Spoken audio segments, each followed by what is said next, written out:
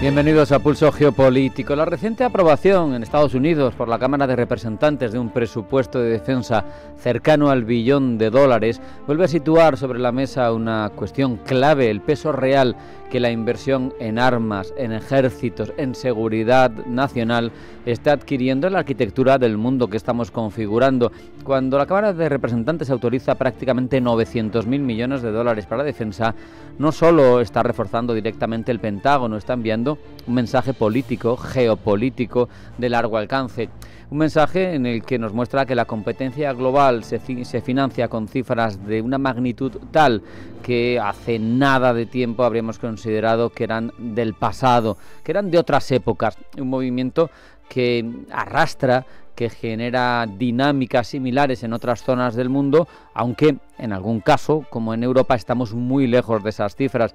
De hecho, el conjunto de países de la Unión, animado ya por las circunstancias y el contexto geopolítico global, superan ampliamente los 300.000 millones de euros en gasto militar anual, pero aún así, como vemos, estamos muy por detrás del músculo que exhibe en este ámbito Estados Unidos.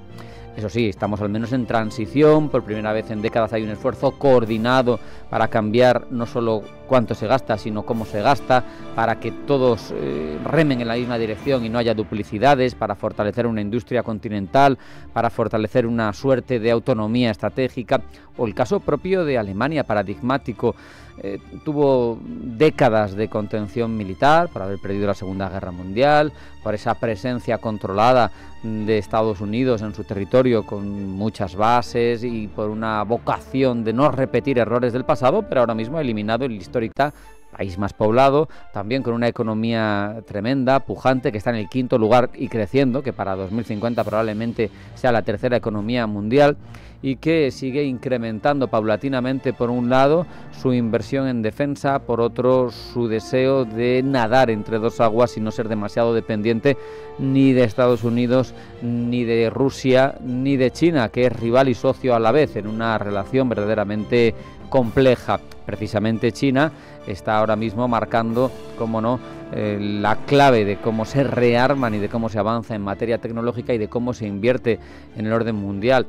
Pero es que antes de hablar de China tenemos a Japón, un país que tradicionalmente ha tenido el mismo componente de limitación militar que tuvo Alemania, pero todavía multiplicado, con limitación constitucional, con las bases de Estados Unidos en su territorio, con restricciones a tener un ejército, y que sin embargo ahora viene durante varios años y cada vez más elevando su inversión en defensa de manera clara, de manera sostenida, porque asume que su entorno de seguridad, dominado por un lado por la amenaza norcoreana, no lo olvidemos, con capacidad nuclear, y la proyección de China, exigen un país más preparado, más autónomo, un ejército más serio, un ejército, no unas fuerzas de autodefensa. Y como decía, China es la preponderante, sin duda, es la que intenta alcanzar a Estados Unidos. Eso sí, en inversión está muy lejos todavía, pero tiene una modernización militar masiva en marcha, multiplica capacidades tecnológicas, refuerza su marina, donde no para de invertir y de botar nuevas naves,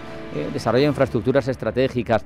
Y tenemos otro en discordia relevante, Rusia, que está inmersa en una guerra prolongada, que ha disparado su gasto militar, que tiene la economía de guerra en velocidad de crucero, y que, si bien tiene ciertas carencias por cuestiones como el tamaño de su economía o de su población, tiene por otro lado el expertise en materia de industria militar. Eso por un lado, y por otro el hecho de que tiene el mayor arsenal nuclear de todas. El resultado global es un ecosistema de seguridad donde los grandes bloques, tanto Occidente como Rusia, China, el Indo-Pacífico, están cada vez más armados, compitiendo no solo por influencia, sino también por volumen. Estados Unidos, como digo, gasta 900.000 millones al año. La Unión Europea toda junta 381.000. China, 250.000 millones.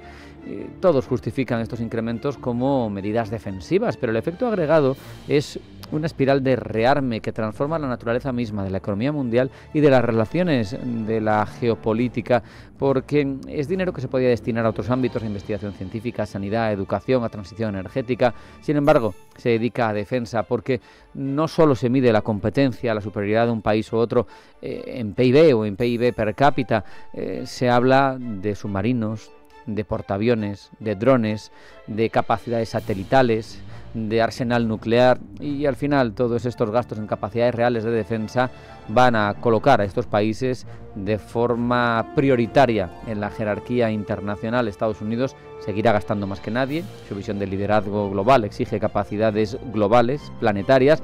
Europa se rearma porque se está quedando sola. Rusia y China lo hacen porque entienden que la fuerza es el elemento definitivo para garantizar, para sostener su posición internacional, mientras que otras, como India o como Japón, lo hacen porque su región es cada vez más volátil. El mundo, lamentablemente, se está militarizando, se rearma y se prepara para un tiempo en el que la diplomacia, el soft power quedaron atrás, el poder duro vuelve a ser decisivo. Estamos construyendo un orden internacional donde cada bloque, para no quedarse atrás, está decidido a gastar más que el otro. Estamos entrando en una nueva era en la que la defensa se ha convertido no en un componente más a tener en cuenta, sino en el componente fundamental a la hora de establecer las jerarquías de las preeminencias geopolíticas. Cada país, cada bloque sigue mirando al otro de reojo y no lo hace para cooperar, lo hace para no quedarse atrás. Hacemos un alto en el camino. A la vuelta, titulares de información geopolítica que elabora Blanca del Tronco. No se marchen porque sigue Pulso Geopolítico.